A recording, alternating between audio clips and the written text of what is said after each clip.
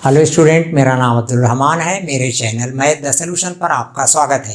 हम बट्टा पढ़ रहे थे, उसमें दो विधियां हमने सीख ली हैं। आज हम तीसरे प्रकार की विधि के सवालों का अध्ययन करेंगे। प्लीज पहला सवाल पढ़ें। एक व्यापारी अपने माल का अंकित मूल्य उसके लागत मूल्य से 25% अधिक निश्चित करता है और उस पर नकद भुगतान के लिए 10% छूट देता है। उसका लाभ कितने प्रतिशत है? देखिए, इस सवाल को दो विधियों से लगाया जा सकता है। पहला है बेसिक विधि और दूसरा है सूत्र द्वारा। तो पहला सवाल तो हम बेसिक विधि से लगाते हैं, आगे के सवाल आपको सूत्र बता के उससे लगवा देंगे। देखिए, माना लागत मूल्य, उसका लागत मूल्य x रुपया, तो अंकित मूल्य 25% बढ़ाकर तय कर लिखता है भाई। तो अंकित मूल्य x का 125% ये रहा। तो x गुणे 125 बटे 100, 25 पंजे 125, 25 चौको 100, 5x बटे 4 ये रहा आपका। और उसके बाद 10% की छूट देता है, तो विक्रय मूल्य जो उसका हो जाएगा, विक्रय मूल्य बराबर ये आपका अंकित मूल्य था 5x बटे 4 का 90%। 10% की छूट दे दी उसने, 90%। तो 5x बटे 4 गुणे 90 बटे 100, ये एक सिफर से एक सिफर, 5 दूनी 10। अब ये हो जाएगा 9x बटे 8। ये विक्रय मूल्य है और 100 रुपया लागत मूल्य है, तो उसका लाभ कितना हुआ यार भाई? लाभ कितना हुआ? आप 9x बटे विक्रय मूल्य में से ये लागत मूल्य उसका घटा दें।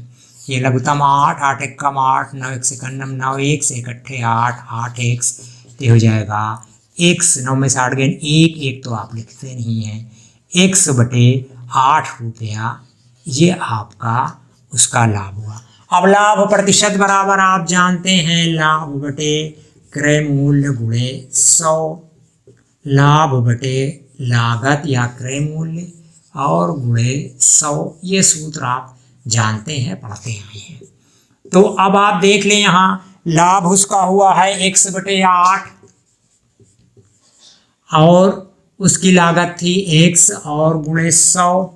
अब देखें, x बटे 8 भागे 100 करेंगे तो गुणित्ते 1 भागे x करेंगे तो गुणित्ते 1 बटे x और गुणे 100, x से x कट गया, 4 दूनी 8, 4 दूनी 8, 4 2 बचे 20, 4 पंजे 20, 25 बटे 2%। अब इसका सही बटा बना लें, 2 एकम 2, 2 दूनी 4, 1 बचा, 12 सही 1 बटे 2% लागू। ये बेसिक विधि है। अगले सवाल में हम आप सूत्र से दिखा। प्लीज दूसरा सवाल पढ़ें।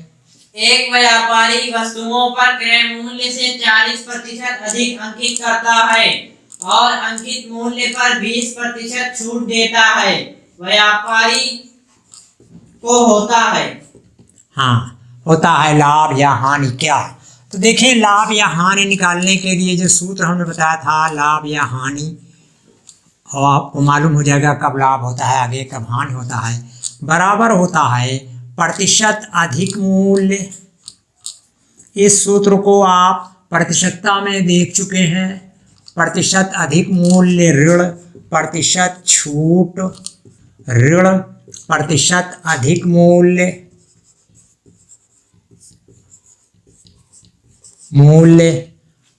गुणे प्रतिशत छूट बटे 100, ये है आपका सवाल। अब इसी में देख लें, अधिक जो था 40%, छूट 20 की थी, ऋण 40 गुणे 20 बटे 100। तो ये हो जाएगा 40 ऋण 20 ऋण 1 सिफर 1 सिफर 1 सिफर 1 सिफर 8 के ये दोनों जुड़ जाएंगे, 40 ऋण 28 और 10 में से 8 बिन 2, 3 में से 2 गए 1, 12%। अब देखें कब लाभ होता है कब हानि। जब मान धनात्मक आए तो लाभ होता है और जब मान ऋणात्मक आए तो हानि होती है। यहाँ धनात्मक मान आया है तो ये आपका लाभ होगा। प्लीज तीसरा सवाल पढ़ें। एक व्यापारी ने एक वस्तु का बिक्री मूल्य उसके लागत मूल्य से 20% अधिक अंकित किया। उसे बेचते समय उसने उस पर छूट भी दी और 4% की हानि उठाई। उसकी छूट कितनी थी? देखिए 4% छूट दी थी, माना छूट X% थी। अब आप यहाँ हानि हुई है तो ये हो जाएगा सूत्र आपका हानि बराबर प्रतिशत अधिक मूल्य। आपने देखा प्रतिशत अधिक मूल्य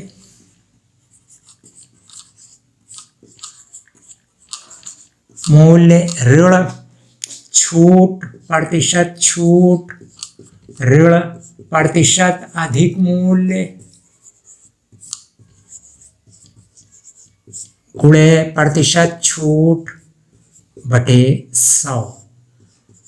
अब यहाँ पे एक चीज ध्यान देने की है, हानि जब आप जानते हैं लाभ होता है तो धन होता है, हानि होती है तो ऋण होती है, तो यहाँ ऋण 4 लिखा जाएगा।